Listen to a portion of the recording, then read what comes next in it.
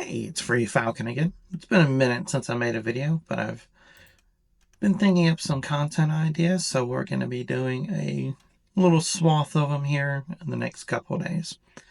The video I wanted to cover today was an experiment I've been running for the last couple of weeks, and I've had really good success and results out of. And it is cycling your shop based on market needs and what you are trying to craft. And we're going to dive into that a little bit right now. So the primary thing that you need to be looking at is where the market is, right?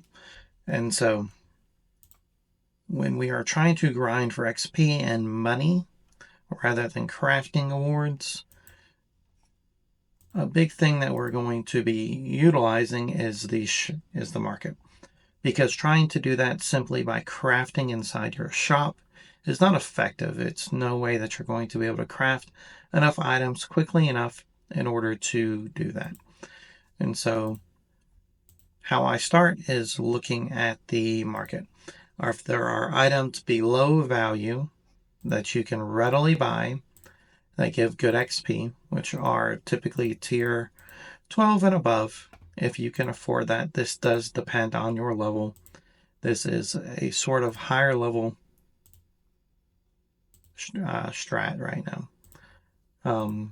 I believe you can utilize this still at the lower levels. So whatever your highest level item that you can buy, so if it is tier 10, be looking at the market for tier 10. If it's tier 7, look at tier 7.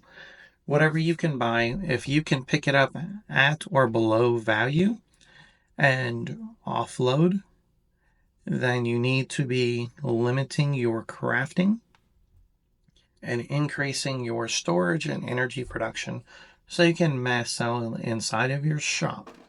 So you're going to be prioritizing the energy and the market buying. So right now, I think we still do have some T13s. No, they went back up. So we are no longer able to buy items at or below. And this happens during very specific events. The Tower of Titans is remarkably one of the biggest ones. So most of these shifts are going to be coming in and out of the events. So whenever you are in one of the events that people are offloading a lot of their stuff, you want to limit your craft your resources and increase your racks, mannequins, and shelves and tables. All right, and so how we're going to do that is we're just going to jump into design. I have most of my stuff stored in my basement. And right now you can see that I don't have any of the racks at all. All I have are bins. And that is because I am shifting back into crafting. And additionally, what I do is I look at what I want to craft. So I have a bunch of items here, and I prioritize which bins I put in based on what I need to craft the most of. I need to craft the most of the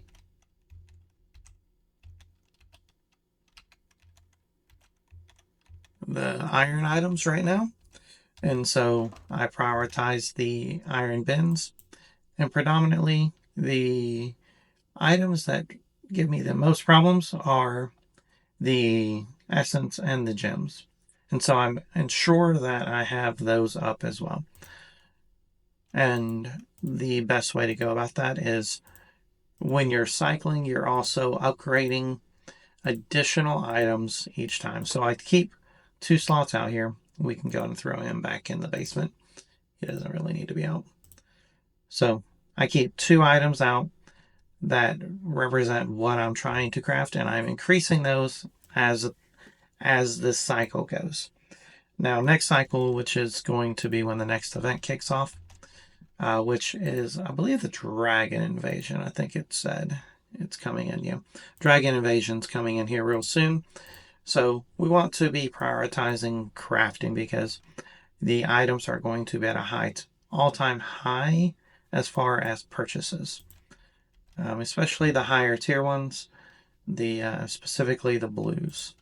So now is not going to be the premier time to be purchasing your T13 and T14 blues and above, because they're going to be going out of optimal. So before the event starts may actually still be a good time. So we're usually able to get a whole bunch of these items below 55 mil, which is typically my cutoff of what I purchase up to on T14 blues. Because when I surcharge, I make about 63 mil per one on average. So that's kind of my cutoff point of where it's kind of worth it. The T13s and T12s were actually a really good price. I was getting them at almost value. So I picked up a bunch of those in order to offload. Right? And so like for the last event, the dragons, what I had done is I went in my inventory, or not my inventory, my basement, and I just got rid of all of these. Everything was gone. I got rid of every single crafting bin, and I went all into my furniture. And so I threw in all of these racks. And what I was doing was just slowly upgrading all of these racks over time. So you can see I have one of these T15s that I just kind of balanced out. I try to keep ballpark around 6,000 energy, because then I can surcharge any of the items that I have. I think the highest one I have is like 5,600. So 6,000 is just enough to be able to keep up the surcharging in the higher items. And then I just work on getting all these upgrades.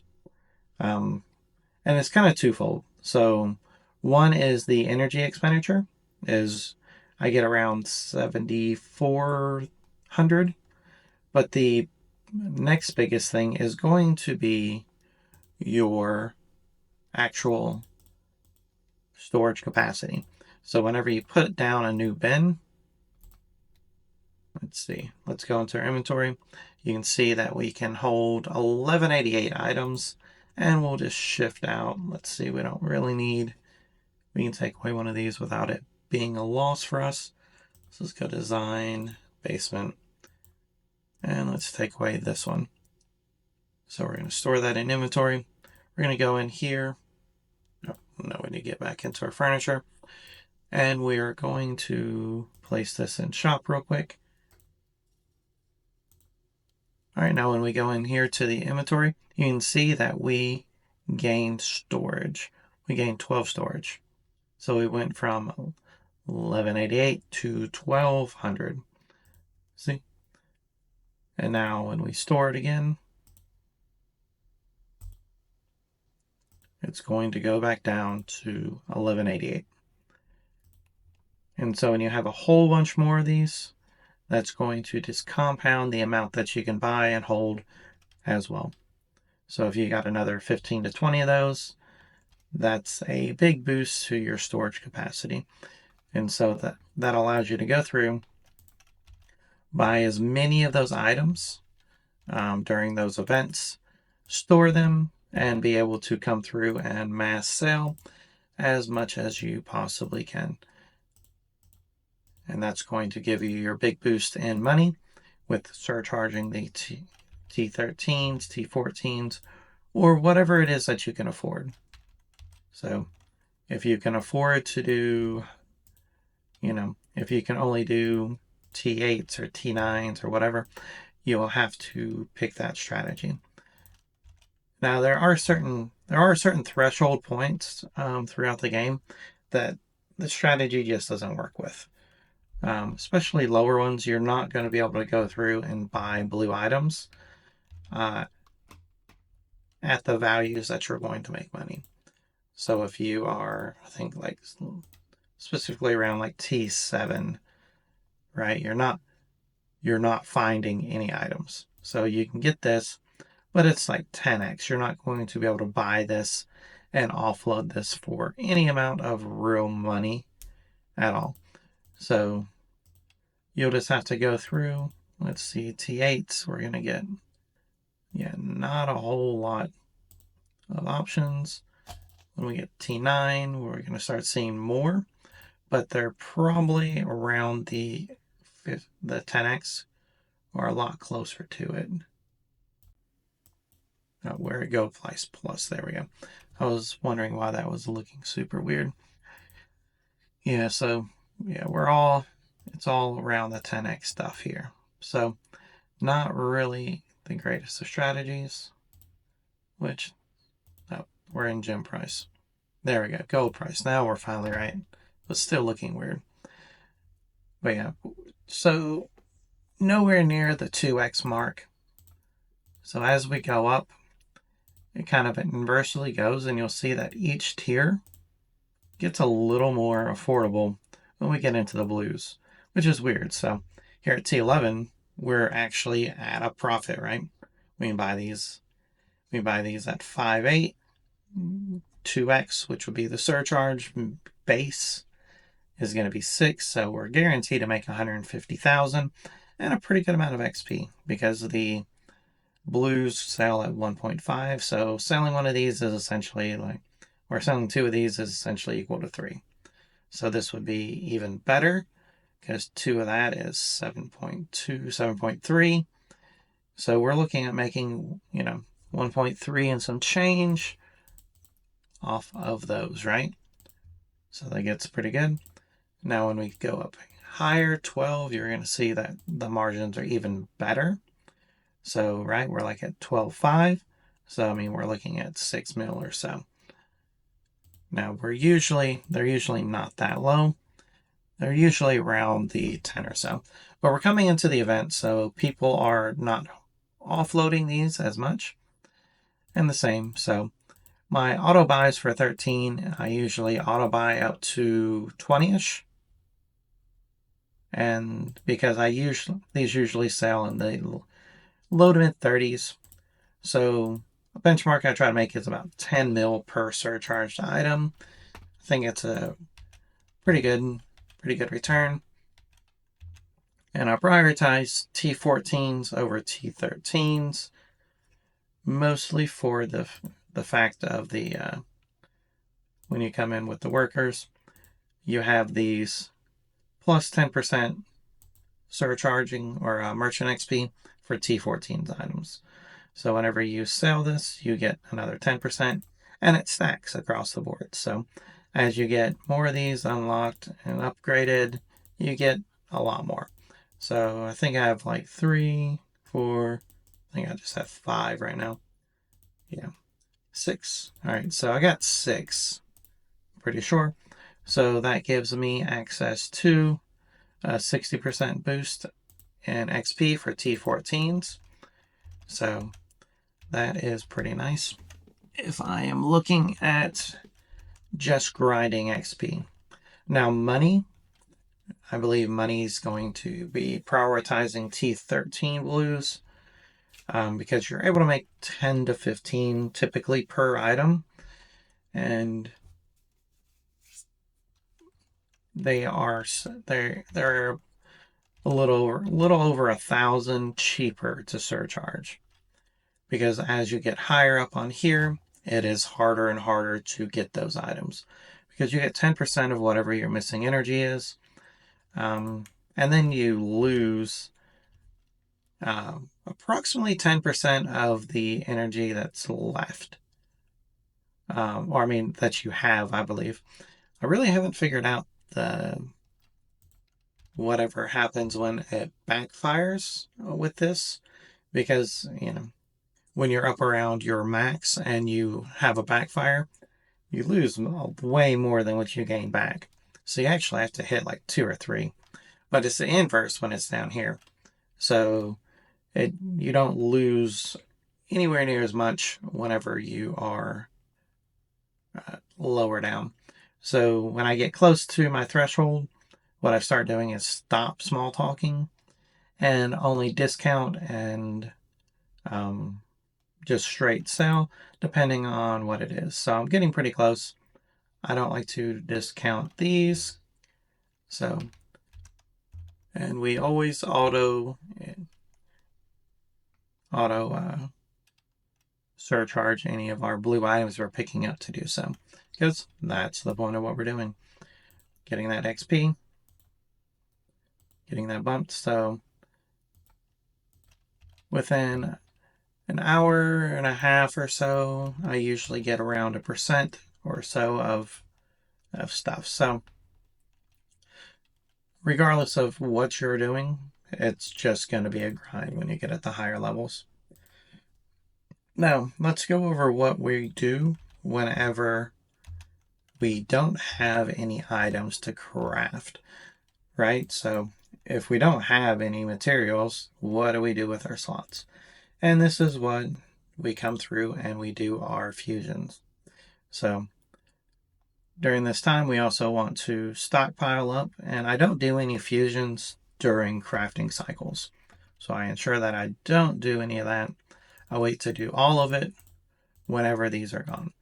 And so I save up and we throw in for these, right? And I like to do the elements. If you've ever watched any of my stuff, so you can see I actually had 52 of those that I've actually sold. I got 2 gems a piece. So I just got like 110 gems off of that.